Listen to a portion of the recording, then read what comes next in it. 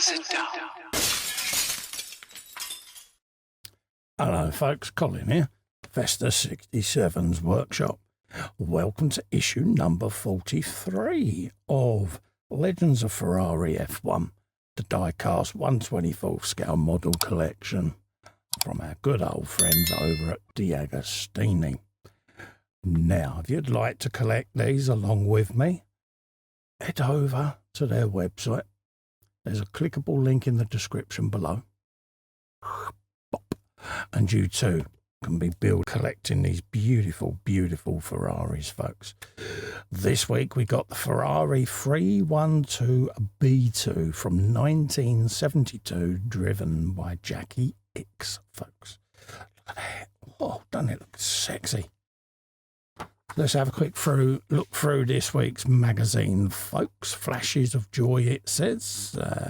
Although it was created as an optimised update of the 312B, the B2, which Ferrari contested the 71 World Championship, did not live up to its predecessor, due in part to the ineffectual technical decisions. Ooh.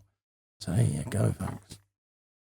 Give these a read. There's so much info, folks. There's the engine there. Notice how the engine cover goes right out into the middle of the rear wing. There's a close-up of the 12-cylinder engine. Beautiful. Absolutely beautiful. It says there the long white thing connected to the rear wing gained greater length in the second season as it was placed further back. Yeah. It's a design philosophy, if I remember rightly, that Red Bull did on Sebastian Vettel's car. Might have been in his second or third championship year where they extended the engine cover out into the rear wing. That was front end evolution there. Yeah, look at that front wing, folks. Bizarre looking, isn't it? Very distinctive. This was set at 1972, the King of the Forest there. Nice little briefing section there, giving you all the blurbage on the car, all the valves, etc., etc. Profile there of Jacky Ickx himself. Always looked very deep in thought all the time, Jacky Ickx. He really did. And yeah, there you go.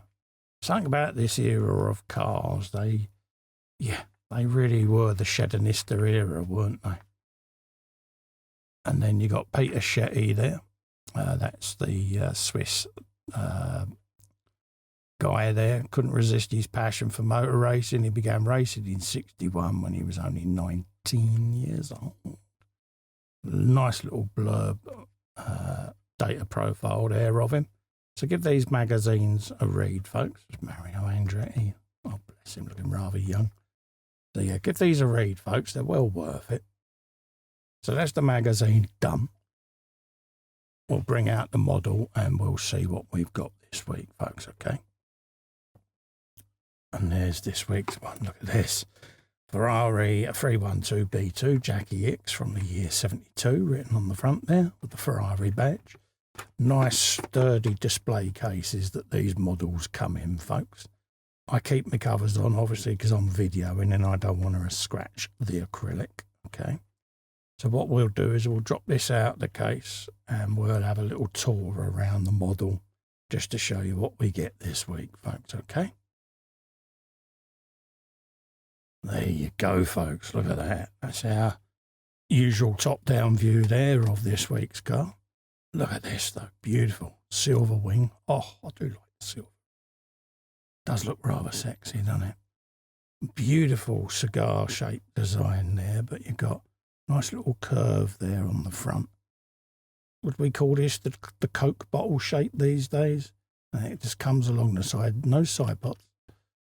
And then just comes along and sweeps in and under the rear wing. And then this engine cover just curves right out and then shoots out straight over that rear wing. Almost like a nice bit of scoopage going on, folks. Get my fingerprints off of there. I'll give this a buff before I put it back in its case. But very elegant shape there. You got the harness there in the seat. Notice the seats are beginning to get more compact now and a bit of side cushioning going on. Manual gear lever buried down in there. Little cooling outlet there for the where the air can scoot through the front and just scoot up like so. Beautiful. I think actually it might be the front radiator. Exposed cylinders there on the engine and exhaust pipes coming out and around and underneath the car there. Distinctive numbers with the roundels. I do miss them. I do wish they'd bring the roundels back so that you could easily identify the driver's numbers. Because, yeah, they get a little bit lost now in the colour schemes and the liveries of the modern cars. Again, the gold wheels there looking rather beautiful. Again, as you can see, that distinctive rear engine cover as it comes out over the top. Driver's eye view there, down through and over the suspension. Very low slung car. Quite a busy instrument cluster underneath there. All the different gauges and everything. Is this why they went for the more modern digital steering wheels to do away with all the instruments? And then obviously from the back there you got the rear wing, exhausts all poking out, and then cooling rads there as well, folks. Look at that, and all the suspension exposed. Great for the enthusiast where you can see all the engineering and technology, but you can understand now in the modern cars why everything is under covers, because they want to keep everything super secret, don't they? Very skinny front wing there, single element. Beginnings of aero on the upper wishbones there. They're shaping them more to look like aircraft wings. Let's spin the car over and have a look underneath, because it's all exposed under here. But look at that, it's a right old spaghetti junction going on. But you can just imagine these cars bottoming out and these getting absolutely destroyed in races. But yeah, very flat floor. Beautiful, elegant design though. So, it's just such a beautiful era of Formula One. And then obviously that would be looming in your mirrors, folks, with the Jaws music as it comes towards you. But absolute thing of beauty there. Quite low down there are the cooling ducts for the front brakes. Absolutely gorgeous. Can't see any on the rears, actually. Let's have a look. Doesn't look like there's any. Oh, yeah, there they are. Right in bold, Cole, you're blind. There you go. Right up in there, folks. There's the cooling ducts for the brakes. I was going to say there must have been some because I've got they got inboard brakes on here, so you're right buried down in there. Yeah, they've gone inboard again on these. But what a beautiful looking car.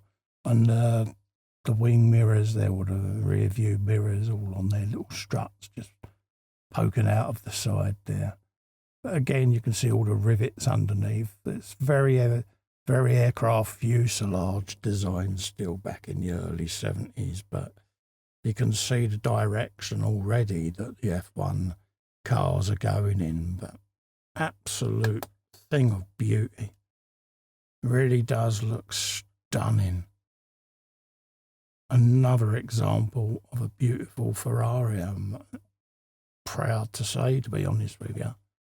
And I can imagine he enjoyed every lap he did in this car, because it must have been extremely exhilarating back then with the racing drivers, you know, because it was an era of, sadly, a lot of deaths in the sport. And yeah, the drivers really did put their life on the line every time they got in these cars back in the day.